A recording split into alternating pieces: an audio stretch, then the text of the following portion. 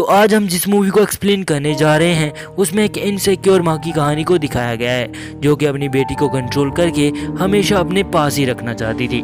ये मूवी इसी साल 20 नवंबर को रिलीज हुई थी और इसकी IMDb रेटिंग 6.7 है। So welcome to again explain present run.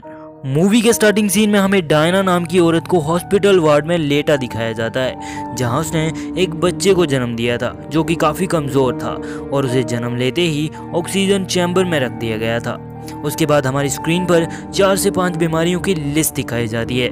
इसी के साथ मूवी प्रेजेंट में शिफ्ट हो रही है जहां एक मीटिंग में सभी पेरेंट्स इस बात को लेकर काफ़ी इमोशनल और चिंता में होते हैं कि उनके बच्चे अब स्कूल ख़त्म करके कॉलेज जा रहे थे और अब वो लोग उनसे दूर हो जाएंगे। तो वहीं दूसरी तरफ डायना एकदम कूल अंदाज में कहती है कि उसे इस बात से कोई भी प्रॉब्लम नहीं है, बल्कि वो खुश है कि उसकी बेटी क्लोई अब अपने डिसीजन खुद ले पाएगी।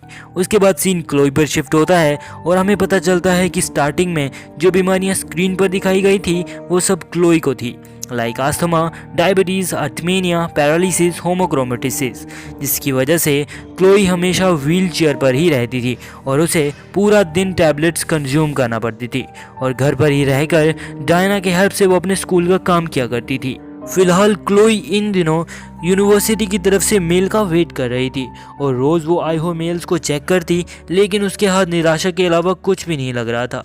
लेकिन डायना हर वक्त तो एक अच्छी माँ की तरफ से सपोर्ट किया करती और एक रात हम डायना को क्लोई के बचपन की वीडियोस देखकर खुश होता हुआ देख पाते हैं। अगली सुबह डायना मार्केट से कुछ सामान लेकर आती है, तो जैसे ही क्लोई उस सामान से अपने लिए चॉकलेट ढूंढने लगती है तो उसे एक मेडिसिन दिखती है जिस पर उसकी माँ डायना का नाम लिखा था। तो रात को वही दवाई डायना क्लोई को खाने के लिए देती है, जिसके बाद क्लोई उससे कहती है कि ये दवाई आपकी है ना कि मेरी, और मैंने उस दवाई पर आपका नाम भी देखा था। तो डायना उसे बताती है कि तुम्हारी कुछ दवाइयाँ ऐसी हैं जो बिना डॉक्टर की परमिशन के नहीं मिल सकती, इसलिए उन दवाइयों पर मेरा नाम लिखा होता है। जिसके बाद क्लोई चुपचाप दवाई खा लेती है। अगली सुबह क्लोई एक गैजेट की हेल्प से उस दवाई को चुरा कर डायना के आने से पहले ही अपने कमरे में पहुंच जाती है और उसके बाद उस दवाई पर लगे स्टिकर को हटाकर उसे शक होने लगता है कि ये दवाई उसके लिए ठीक नहीं है। रात को डायना क्लोई को दवाई देती है, लेकिन क्लोई दवाई खाने के बजाय उसे मुंह में ही रखे रखती है और डायना के जाने के बाद वो उसे अपने मुंह से बाहर निकाल देती है। उसके बाद क्लोई नीचे आकर हॉल में लगे कंप्यूटर पर उस दवाई के बारे में सर्च करने लगती है, लेकिन इंटरनेट नहीं होने की वजह से वो ऐसा नहीं कर पाती। लेकिन ये सब करते हुए उसे डायना देख लेती है। अगली सुबह क्लोई नींद से उठते ही देखती है कि उसकी माँ इंटरनेट सर्विस बंद होने की वजह से सर्विस वालों को डांट रही होती है और क्लोई उसे कहती है कि इंटरनेट रात से ही नहीं चल रहा क्योंकि वो अपने काम के लिए रात को कंप्यूटर यूज़ करने नीचे आई थी, पर सर्विस बंद होने की वजह से वो अपना काम पूरा नहीं कर पाई। उसके बाद जब डायना गार्डन में कुछ काम कर रही थी तो इसी का फ़ायदा उठाकर वो फार्मा सर्विसेज को कॉल करती है, लेकिन उसके हाथ कुछ भी नहीं लग पाता। उसके बाद वो किसी रैंडम नंबर पर कॉल करके एक लड़के से उसकी हेल्प करने के लिए कहती है। पहले तो वो लड़का मना करता है, लेकिन उसके बाद इंटरनेट पर सर्च करके वो उसे बस इतना ही बता पाता है कि ये दवाई हार्ट से रिलेटेड बीमारियों में यूज़ होती है, जिसे सुनकर वो थोड़ी परेशान सी हो जाती है। उसके बाद क्लोई डिनर करते टाइम डायना से मूवी देखने के लिए कहती है और डायना इसके लिए मान भी जाती है। अगले दिन डायना और क्लोई मूवी देखने थिएटर के लिए जाने लगती हैं, तो क्लोई उन टैबलेट्स को भी अपने साथ ले जाती है। मूवी देखते टाइम बाथरूम जाने के बहाने वो एक मेडिकल स्टोर में पहुंचती है और वहां खड़ी एक लेडी को उस टैबलेट्स की इन्फॉर्मेशन देने के लिए कहती है, लेकिन कॉन्फिडेंशियल होने की वजह से वो उसे कुछ भी नहीं बताती। इसी तरह उसे कन्विंस करने के बाद वो उसे बताती है कि ये दवाई इंसानों के लिए नहीं है बल्कि जानवरों को दी जाती है और अगर कोई इंसान इसे कंज्यूम करे तो उसकी बॉडी पैरालाइज होने लगती है। ये सुनकर उसकी सांस फूलने लगती है। तभी डायना वहां पहुंचकर वहां खड़े सभी लोगों को दूर भगा के उसे बेहोशी का इंजेक्शन देकर घर ले जाती है।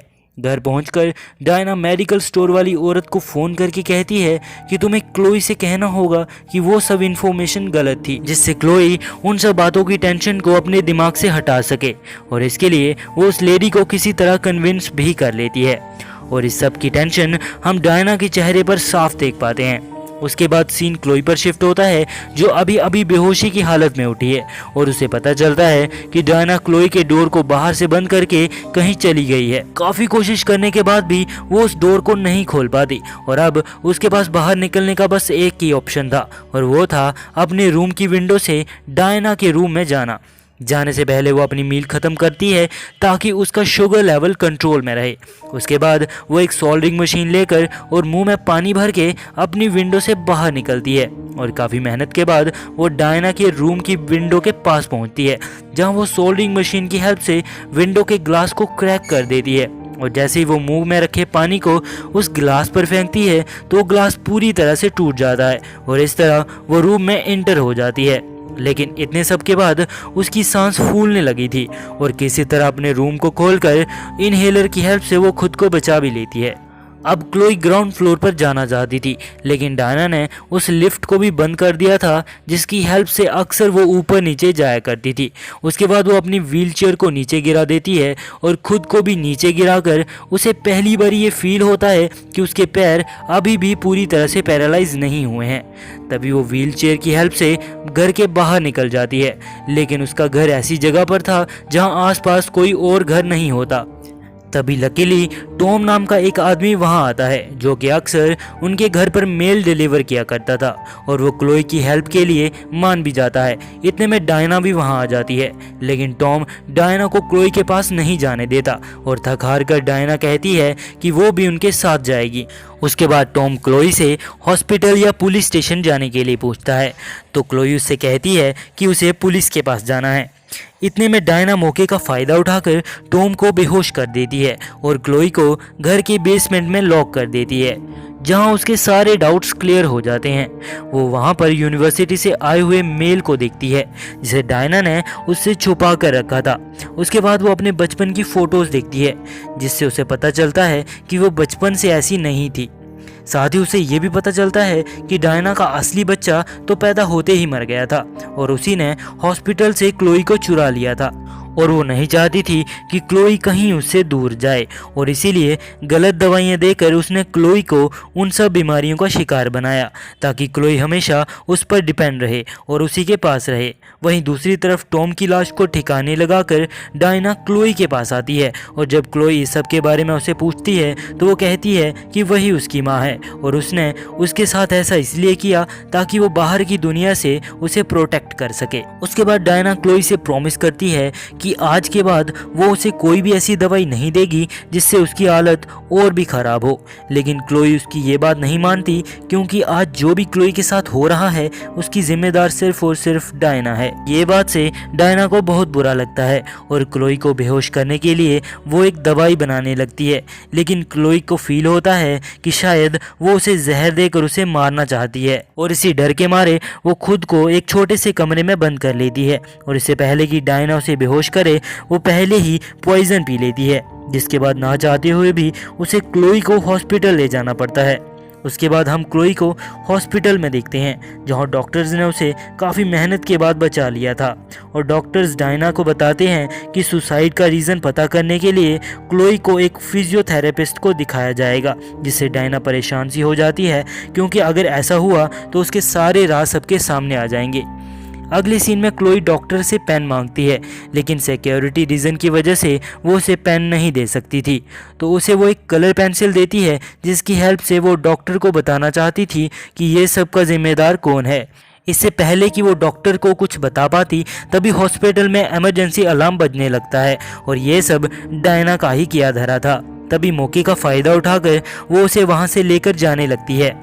उसके बाद डॉक्टर जब क्लोई के रूम में पहुंचती है तो वहां कोई भी नहीं होता, लेकिन उसे बेड पर एक नोट मिलता है जिस पर मोम लिखा हुआ था, जिससे डॉक्टर भी समझ जाती है कि उसकी माँ ही इस सब की जिम्मेदार है। अगले सीन में डायना क्लोई को सीढ़ियों से नीचे उतारने लगती है, लेकिन क्लोई अपने पैर नीचे लगाकर व्हील चेयर को रोक लेती है और डायना से कहती है कि अब उसे उसकी ज़रूरत नहीं है। इससे पहले कि डायना उसे कुछ कर पाती तभी सिक्योरिटी गार्ड वहां आकर उसे गोली मार देते हैं, जिससे वो उन सीढ़ियों से नीचे गिर जाती है। उसके बाद सीन 7 साल के बाद क्लोई पर एक मेंटल असाइलम में शिफ्ट होता है। तभी हमें पता चलता है कि क्लोई की शादी और बच्चे भी हो चुके हैं। और वो इन सब के साथ अपनी लाइफ में बहुत खुश है और अब उसकी हेल्थ भी पहले से काफ़ी इम्प्रूव हो चुकी है। और तभी हम क्लोई को डायना के पास बैठा देखते हैं, जिसे उस इंसिडेंट के बाद यहाँ पर शिफ्ट कर दिया गया था और अब वो एक जिंदा लाश बन के रह गई थी। ना ही वो कुछ बात करती और ना ही चल पाती थी, बस पूरा दिन बेड पर पड़े रहती। और क्लोई हमेशा वहाँ आकर उसे अपनी फैमिली के बारे में बताया करती थी और उसे यह एहसास दिलाती रहती थी कि वो उसके बिना अपनी लाइफ में बहुत खुश है। तभी हम क्लोई को अपने मुंह से वही सेम दवाइयाँ निकालते हुए देख पाते हैं जो कि एक टाइम पे डायना उसे दिया करती थी। इसका मतलब ये था कि डायना की इस हालत का जिम्मेदार कोई और नहीं बल्कि क्लोई खुद ही थी, जो हर बार आकर उसे वो दवाइयाँ खिलाती, क्योंकि अब क्लोई नहीं चाहती थी कि डायना दोबारा उसकी लाइफ में वापस आए। और इसी के साथ ये मूवी यहीं पर समाप्त होती है। अगर आपको ये वीडियो पसंद आई है तो वीडियो को लाइक करें, शेयर करें और हाँ, सब्सक्राइब करना ना भूलें इस चैनल को। अब मिलते हैं नेक्स्ट वीडियो में। Till then, good bye.